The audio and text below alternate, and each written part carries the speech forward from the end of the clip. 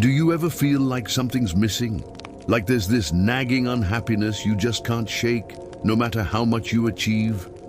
You've checked all the boxes, the job, the relationship, the adult life. But that feeling of joy, of genuine carefree happiness, seems just out of reach. What if I told you the reason for this feeling isn't about what you're doing now, but about someone you left behind a long time ago? That someone is your inner child. Stay with me here. This isn't just some fluffy, abstract concept. Your inner child is the echo of your younger self, living within your subconscious. It's the part of you that holds all your childhood memories, your sense of wonder, your vulnerability, and also your earliest hurts. When we're kids, we experience the world with wide open eyes. A puddle is an ocean. A cardboard box is a castle. We feel our emotions fully, pure joy, deep sadness, unbridled anger, without the filter of adult judgment. But as we grow up, life happens. We're told to be quiet, act our age, stop crying.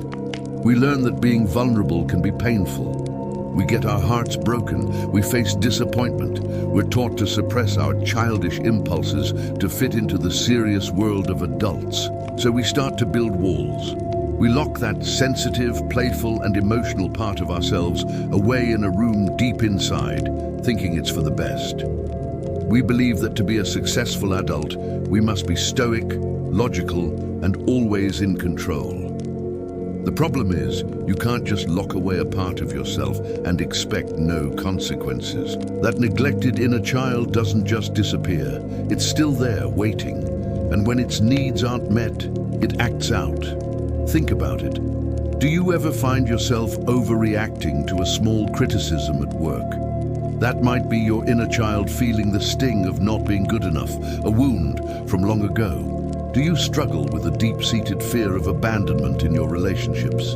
That could be your inner child, terrified of being left alone again, just like that one time on the playground.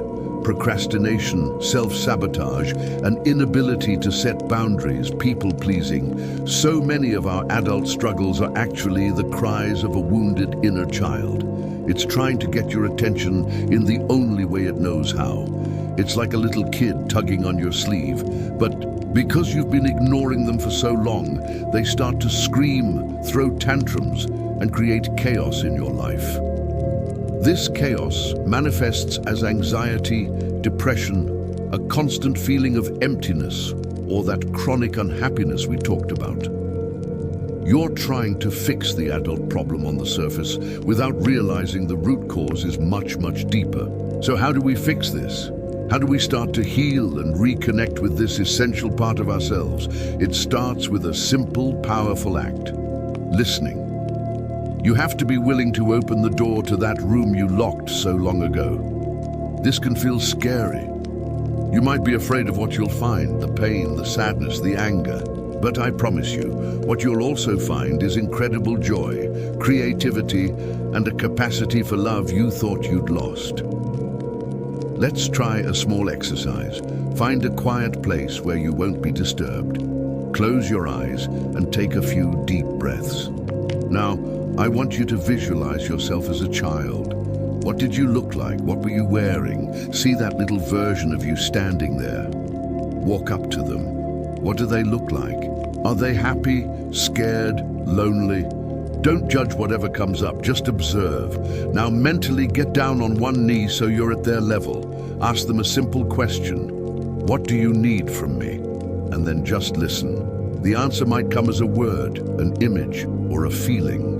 Maybe they need a hug. Maybe they need to be told that they are loved, that they are safe, that they are enough, just as they are. Maybe they just need permission to be silly and play. This is the beginning of a conversation that can change your entire life. Reparenting yourself is the next step.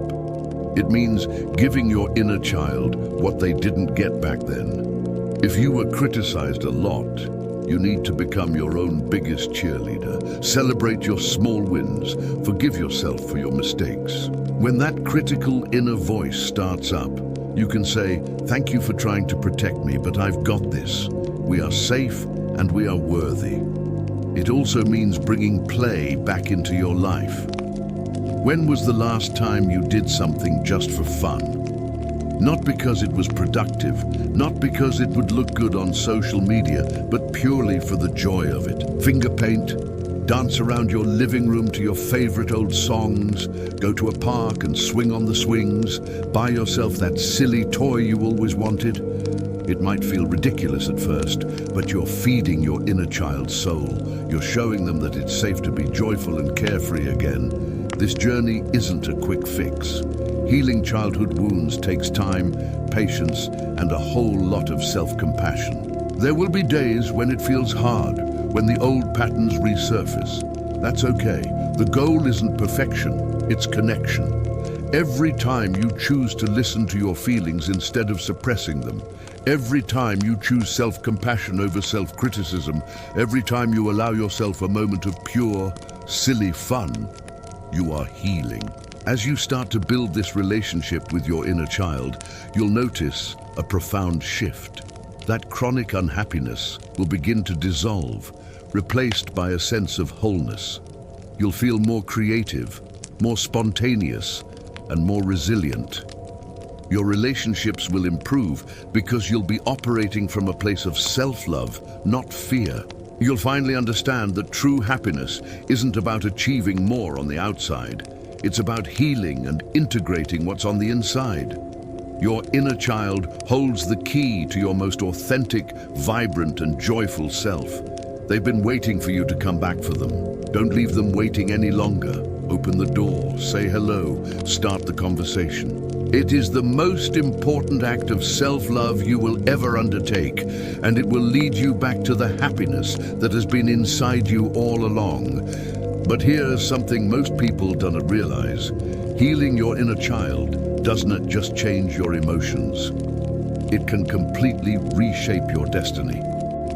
Think about it. So many of the choices you've made in life, the jobs you've taken, the relationships you've entered, the risks you avoided, were influenced by that wounded child within you. If your inner child believed they weren't worthy of love, you might have settled for relationships that reflected that belief. If they were taught that failure wasn't acceptable, maybe you played it safe, never daring to chase your biggest dreams. This is why reconnecting with your inner child isn't just about feeling happier. It's about reclaiming your freedom to live fully. It's about rewriting the story.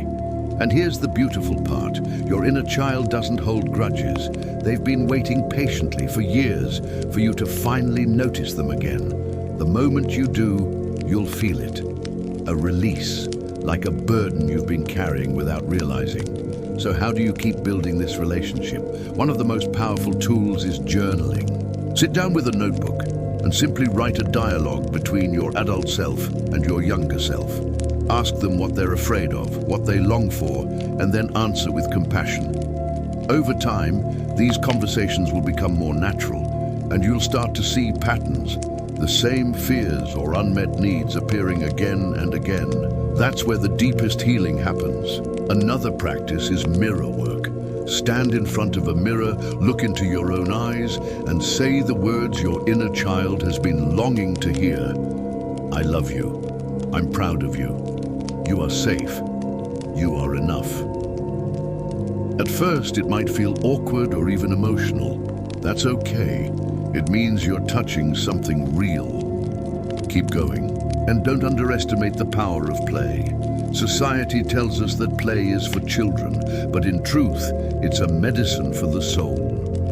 When you allow yourself to laugh, to be silly, to explore without an agenda, you're telling your inner child, you're welcome here.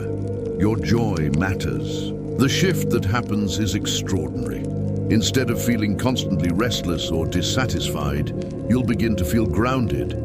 Instead of reacting from old wounds, you'll respond with wisdom. The things that used to trigger you lose their power because you are no longer that hurt little kid begging for approval. You've become the nurturing parent your younger self always needed.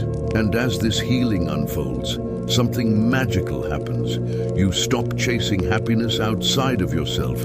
You realize it was never in the next job, the next relationship, or the next achievement. It was always in the connection with yourself. So here's the truth. Happiness doesn't come from becoming more. It comes from becoming whole. And wholeness begins when you take your inner child's hand and say, I'm here now. I won't leave you again. That's when the real transformation begins.